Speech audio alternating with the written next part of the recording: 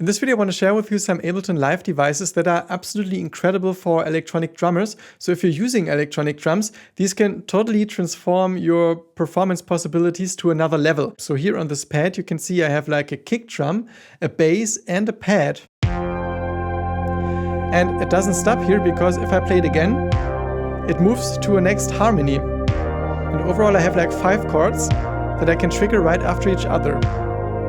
So I can mix it with the other sounds.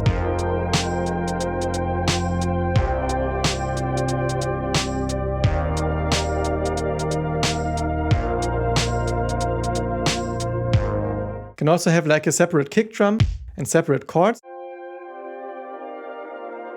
For some variety, because in the end of this video I also share a little performance with you, showing you how I can actually arrange the different sounds. And here I also have some randomized melodic sound with the right symbol.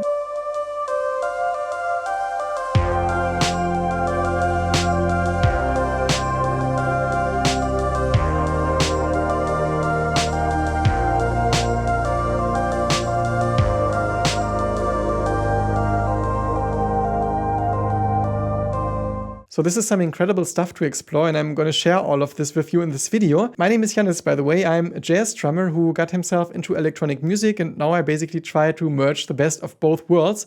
And this being said, let's jump right into it. Let's first create a drum rack. So you find it under drums and drum rack, and what I like so much about it is that you can simply drag your favorite samples there. So if you have like your controller, you can play your pad. You see this pad is C3, for example. This one is D3, can be some other note at your pad or electronic kit.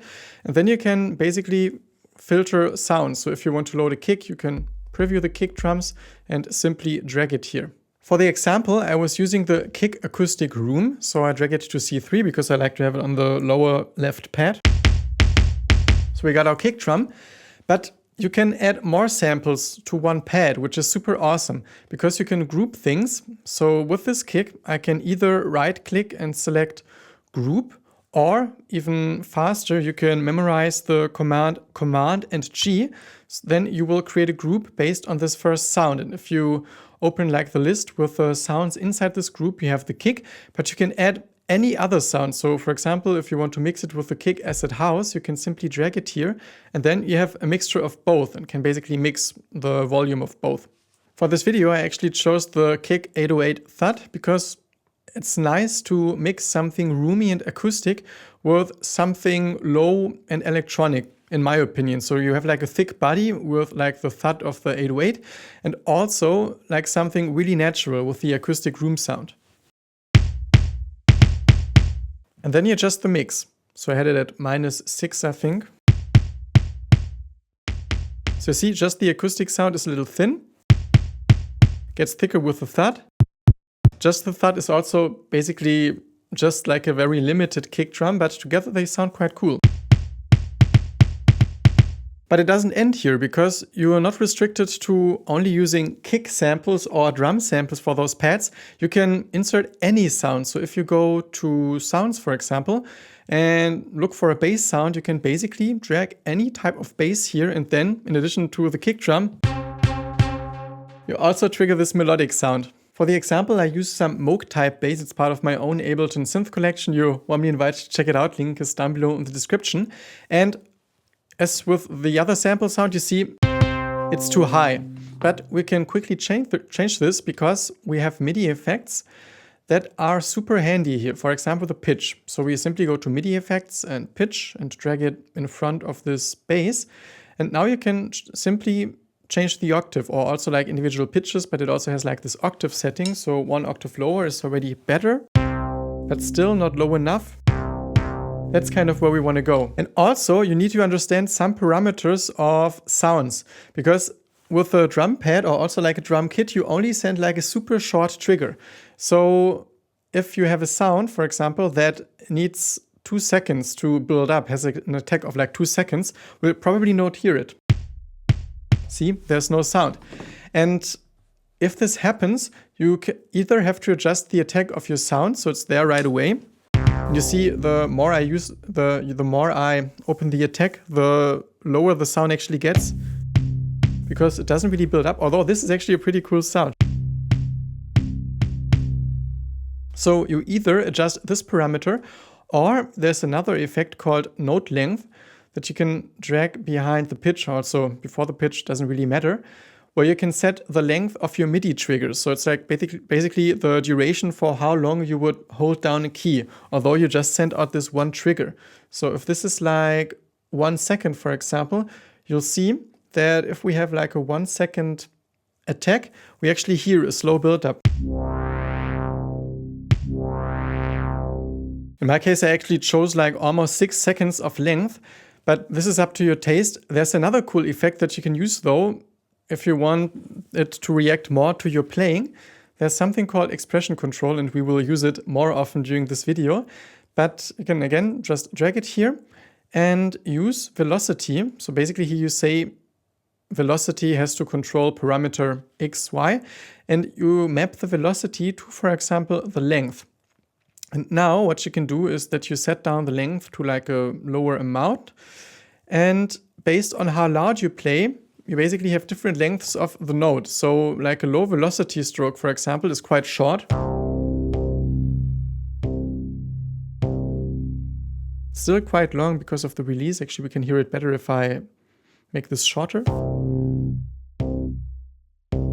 See? But if I play with a higher velocity,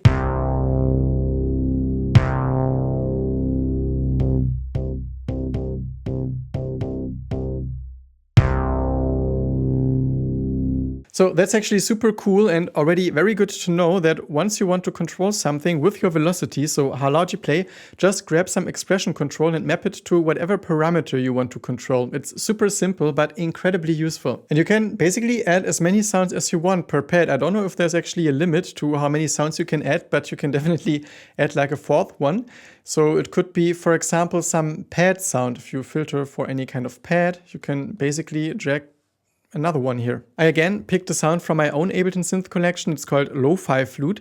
And we have the same problem that once I trigger the pad, we don't hear it. You can see that we have a little bit of sound, but it's not loud enough. So probably we need some longer signal for it to be more audible. So we can again go to MIDI effects and look for the note length. I picked something around 4 seconds. So now we can actually hear this pad. Sounds quite low, but let's wait before we pitch it up because we want to create a chord, which brings us to the next super cool Ableton effect, which is chord, because right now it's just like one note, and if we want to create a pad, we want to have some more harmony going on. So we could use the chord MIDI effect, and I mean here you can just play around freely or also use like some chord preset that you have here. I also recommend to get a little into music theory because it really helps you to understand how certain things sound, and it will make you way faster in actually making melodic and harmonic decisions. I also have a mini course about that on my website if you're interested. Link is down below in the description. And there's one super simple chord setting which you hear a lot, for example, in the music of Boards of Canada, which is just like a collection of fifths. So here you set the first one to 7 semitones because that's like 1/5. And you can set the next one to 14, which is like some additional fifth. So if you want to add one more, this would be like 21, but usually 2 fifths are great. And this means we have like a 3-note chord. And the great thing about fifths is that they sound great if you shift them around in parallel. So you don't have to worry that it sounds weird if you play the exact same chord structure on different positions. And now we get like a nice chord here. So with just one single pad, you can already create some super complex sound. And I want to share with you how you can create this kind of effect that it moves to another pitch every time you hit it. So this is going to be a little complicated maybe, so just repeat the chapter if it's a little too complex or abstract, but it's really, really worth it. First, we need some MIDI effect again. Although it's like basically some rack that can hold lots of MIDI effects, it's the MIDI effect rack. So we can simply drag it behind the chord effect and open this list section. And now we're going to add the pitch effect. So one pitch effect, and we add it 5 times, or actually you will see that this is up to you, but for my example, it was like 5. Next, we open the chain selector, which is something that completely confused me the first years I was using Ableton Live. And now I'm like, wow, this is like so amazing once you understand it. So basically what this means is that you have 5 different chains, and you will see that we assign like a different pitch to any of those chains. And before we do that, just move the lowest one to the end, right click here and click distribute ranges equally. So you have the same kind of section or the same kind of distance between all of them. And now on the top you see this blue icon that you can actually grab and move. And based on where this blue icon is, the specific chain will be played. So right now we would play this chain because we have this icon. If we're here, we're playing the second chain. If we're here, we're playing the third chain, and so on. So just as an example, let's leave the first pitch at 0 and move the second one to 2 semitones. And now if we play the pad while the chain selector is here, we have our initial pitch, but if we move the chain selector here and trigger another chord, it's 2 semitones higher. So for my particular example, I was using +5 for the first one, 0 for the second one, +3 for the third one, -2 for the fourth one, and -4 for the last one. So if we solo the flute and move through the chord progression, you will see that it will sound like the chord progression you were actually hearing in the intro.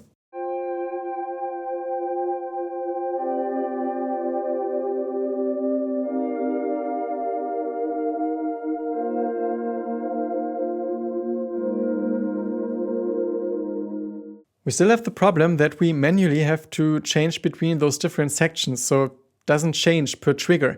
And here we need expression control again, and as I mentioned, it's like super awesome. I'm gonna put it in front of the drum rack because we also need it for the bass.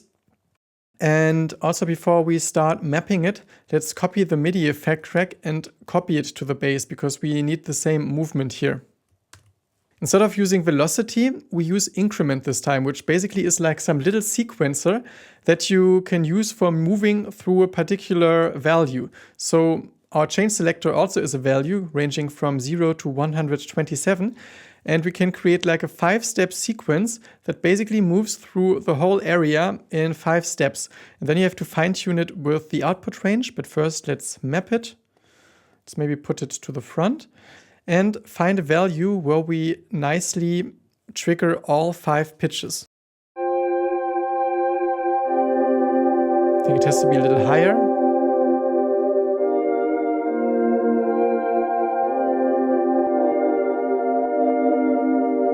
Still higher, I think.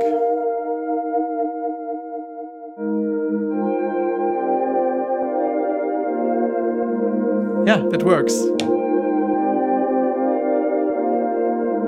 So that's just super awesome. Could also be more steps. I don't know how many steps you can set here. 32. So you can basically have like a 32-step melody and control it with exactly this technique. But I also like to have just a few steps because otherwise it gets too complicated. Actually, just a little side note, because I chose 5 steps because I wanted to break the typical 4-chord cycle. The 4-chord section would be like the cliché chord structure. And it's totally fine. It works in so many situations. But with the sounds, I felt a bit like inspired by Boards of Canada, and they sometimes have like the odd structures where they insert some additional bar. And I think this is something you can nicely do if you drum things and also control how long you actually stay in a certain section. And it would fit, I thought this would fit the sound really well. So that's just like a personal idea here that I brought in, but you can also just stick to 4 bars or even just 2. And now we do the same for the bass. So we change to the Moog type bass sound. Here we have actually 5 modulations we can use per expression control, but it doesn't mean anything. You can just add another expression control once you used up all of them. But here, because we control different things of this rack, I thought it's nice to have it here. So we again choose increment, map it to the chain selector of the bass sound, and we just copy the setting because it should actually work. If we choose 85.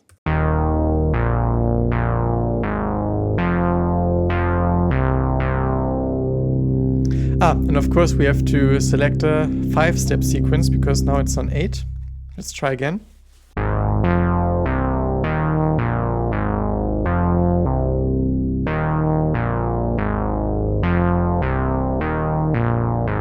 Looks good. Now, a problem that often occurs is that the two sounds are not in sync, like the bass and the flute. And for bringing them back in sync, let's quickly unmap them and bring them to like one step and do a trigger. So now they're both exactly on the same position. And then we make both like a 5-step sequence and map them. So first the flute and also the bass.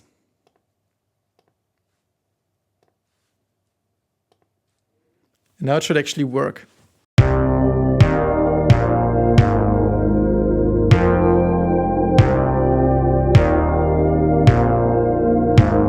Perfect. By the way, in case you enjoy this video and also feel like supporting the channel, there are a few things you can do. You can like and subscribe. You can also send a super thanks if it was particularly helpful to you. You can also hype the video, telling the algorithm that this is something that more people should see. Or fourth, you can go to my website and check out my online store. Maybe there's like a sound pack or class that is particularly interesting to you, and through purchasing one, you directly support my work. So yeah, this was just one pad that really does a lot of stuff, and I think it's really fascinating what you can do with one simple pad. However, the other sounds are a little more straightforward. And before actually coming to some super cool random melody trick that I want to share with you for the upper right pad, I want to share some basic sounds with you too. So for example, for the second pad, I simply have some mixture of two snare samples. Pretty simple. The lower right pad has some simple 707 hi-hat sound. And while you can perfectly play it like this, there's some fun stuff you can do with expression control too. So for example, if you map 1 in front of the hi-hat sample, it's really fun to play with decay and release. So actually, let's lower the sustain, because then you hear that we can use the decay for controlling the length of the sound. And this is fun to map, so we can map velocity to decay. So if we play with a low velocity, we get some really short sound. And getting longer the louder we play. Or you could also map the velocity to the attack, but the other way around, which means like the louder you play, the more attack you actually get.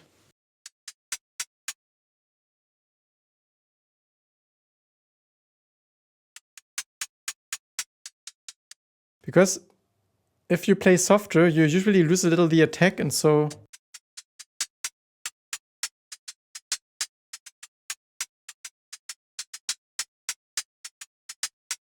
just some ideas on making the sound more expressive. This is not some crazy stuff, but those tiny details add up. So instead of having like all the static sound, you get like the slight variations that you also get from like some real hi-hat playing. And I just think this is super fun to experiment with, and there are no limitations. You can really map all those parameters, velocity, random, even the increments, to anything. As I mentioned in the beginning, it's nice to lay out the pad or the drum kit for some live performance, so you can actually have different combinations of your sound, and this way play like the full arrangement by just playing yourself. And in this case, we can simply copy the sound of the first pad to, in this case, F3, because that's the upper left pad, insert it, and basically delete the bass and the flute. So we only have the kick.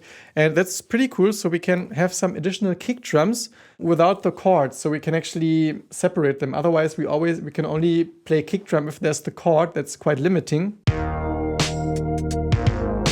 So they move too fast, but if you have some kick drum only pad, you can simply play it whenever you want the chord to stay.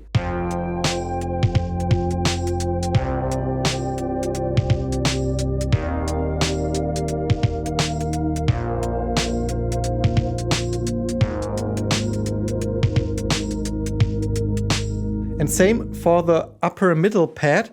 We can actually insert the same group, because I was only keeping the flute.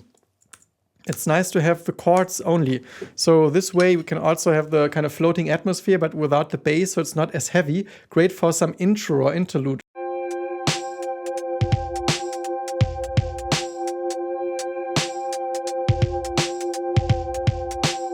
Oh, but you see, we have to load in some new expression control, because if you move it to a new pad, it doesn't memorize it. So here we basically have to create the incremental mapping again, but I think it's great to repeat those steps in order to understand how this works, because in the beginning it can be super intimidating, but once you get used to it, you really appreciate all those kind of functions of Ableton and the way you can actually customize each individual pad, or also the sounds and the reaction of the individual pads.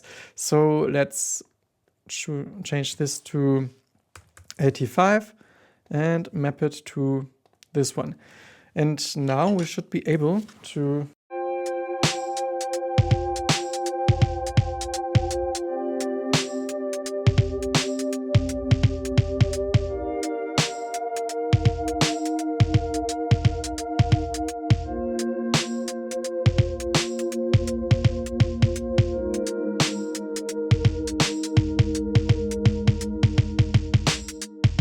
on the final pad, the upper right one, I have another sound which is playing some randomized melody.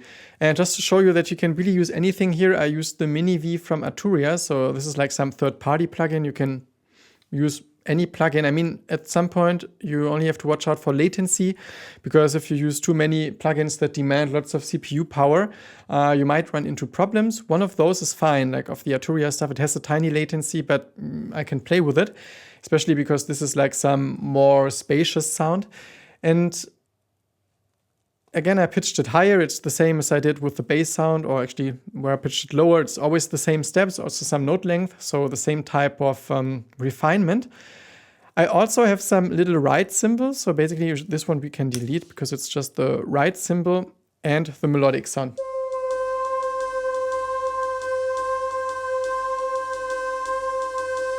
And it sounds really monotonous, which is why I wanted it to play something melodic, but we already have like our repetitive melody here, so why not use something more randomized? And there's some other great MIDI effect called random that basically randomizes any pitch you send in. So you can still, you set the pitch here, but if it's like on a 100% chance and actually 12 choices, you get all 12 tones possibly at some point.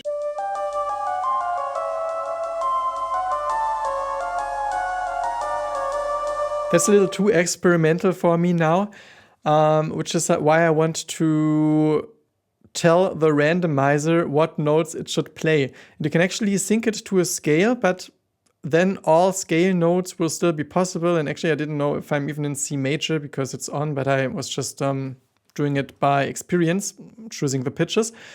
And as I mentioned with the chord structure, I moved over to the piano to actually try to see what notes fit on every chord, because we have 5 chords and there are 4 notes that work with any of those chords. Again, this is like a music theory thing.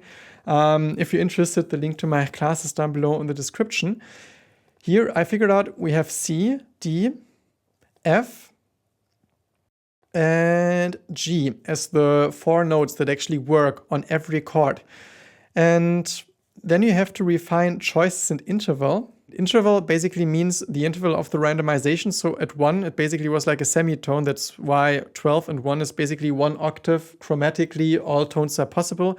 Here it would be every second note, thinking in a chromatic order.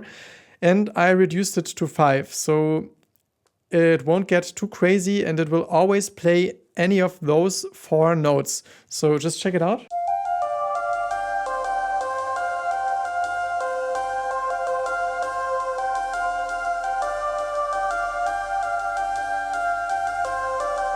And together with the chord, it actually sounds really suspenseful, because we have a kind of repetitive melody, but not exactly the same order all the time. But we have the chord structure, and together it actually works.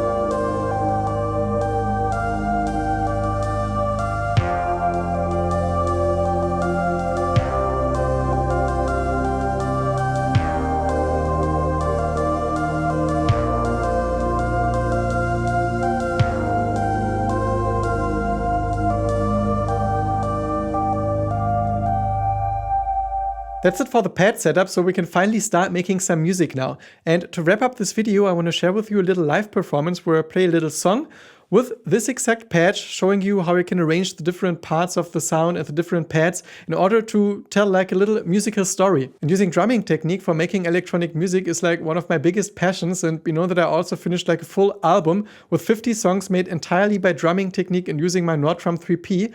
And there's also like a class and a sound pack so you can learn how to play 50 songs using only your drumming technique. Link is down below in the description. Otherwise, enjoy the performance and see you around soon.